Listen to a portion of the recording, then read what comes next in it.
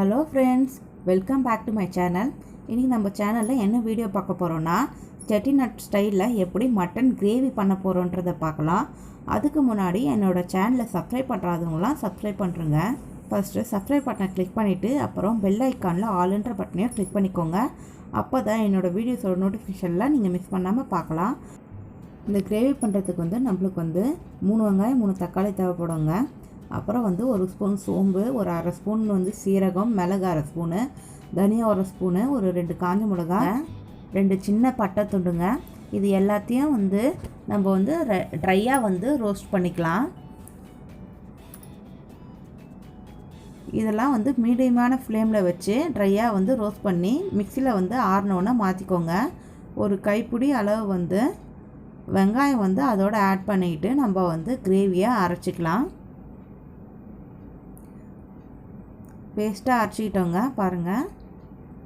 அதுக்கப்புறமா குக்கரை அடுப்பில் வச்சுட்டு தேவையான அளவு நம்ம எண்ணெய் ஊற்றிக்கலாம்.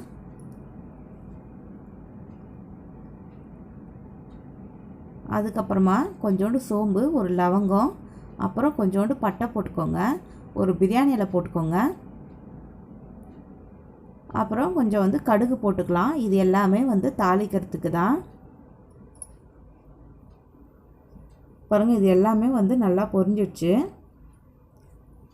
பொரிஞ்ச உடனே இந்த ஸ்டேஜில் நம்ம வெங்காய தக்காளி அரிஞ்சு வச்சுருக்கோம் இல்லையா, அதை ஆட் பண்ணிக்கலாம். கட் பண்ணி வச்சுருக்கிறத ஆட் பண்ணிக்கோங்க.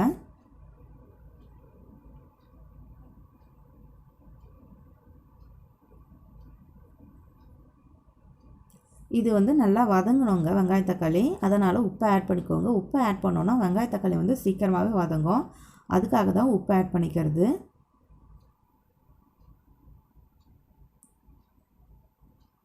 பாருங்கள், நல்லாவே வதங்கிடுச்சு வெங்காய தக்காளி. பாருங்கள், இந்த வெங்காய தக்காளி நல்லா வதங்கின உடனே நம்ம இஞ்சி பூண்டு பேஸ்ட் ஒரு 4 ஸ்பூன் ஆட் பண்ணிக்கலாம். இது கூட அந்த இஞ்சி பூண்டு பேஸ்ட்டில் ஒரு 2 பச்சை மிளகாய் ஆட் பண்ணி அரைச்சிக்கோங்க. அது ரொம்பவே டேஸ்ட்டாக இருக்கும். இப்போ நம்ம அரைச்சி வச்ச மசாலா பேஸ்ட் இருக்குது பார்த்திங்களா, அதுவும் ஆட் பண்ணிக்கிட்டு ரெண்டுத்தையும் நல்லா பச்சை வாசனை போகிற அளவுக்கு நல்லா வதக்கி எடுத்துக்கலாம்.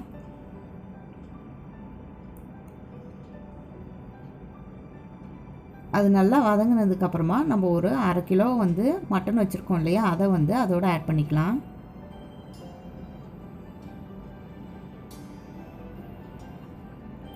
ஆட் பண்ணிவிட்டு அந்த மசாலா நல்லா மிக்ஸ் ஆகிற அளவுக்கு நம்ம நல்லா வதக்கிக்கலாங்க.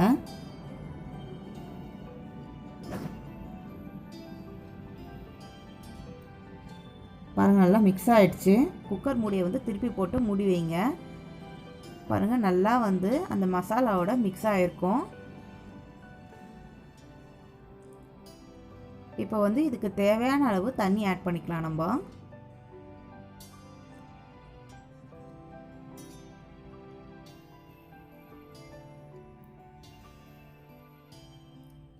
கிரேவியாக வேணும் அப்படின்னா கம்மியாக தண்ணி ஆட் பண்ணிக்கோங்க. கொஞ்சம் குழம்பு மாதிரி வேணும்னா தண்ணி அதிகமாக ஆட் பண்ணிக்கோங்க. இப்போ இது கூட ஒரு 1/4 ஸ்பூன் மஞ்சத்தூள் ஆட் பண்ணிக்கோங்க. அதுக்கப்புறமா மிளகாய்த்தூள் நான் ஒரு 3 ஸ்பூன் ஆட் பண்ணியிருக்கேன். நம்ம வீட்டு மிளகாய்த்தூள் தான் ஆட் பண்ணியிருக்கோங்க. அப்புறம் நம்ம உப்பு முதல்ல வெங்காய தக்காளி வதக்கும் போது ஆட் பண்ணியிருக்கோம். அதனால் பார்த்துட்டு தேவைக்கேற்ற மாதிரி நம்ம உப்பு ஆட் பண்ணிக்கலாம். எல்லாத்தையும் ஆட் பண்ணிவிட்டு நல்லா மிக்ஸ் பண்ணி விட்டுக்கோங்க.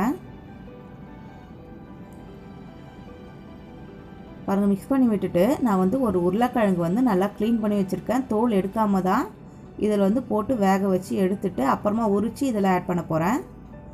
உரிச்சிட்டு கட் பண்ணி அதில் போட்டு ஆட் பண்ணிக்கலாங்க. இப்போ நல்லா கொதி வந்தோடனே நம்ம குக்கரை க்ளோஸ் பண்ணிக்கலாம்.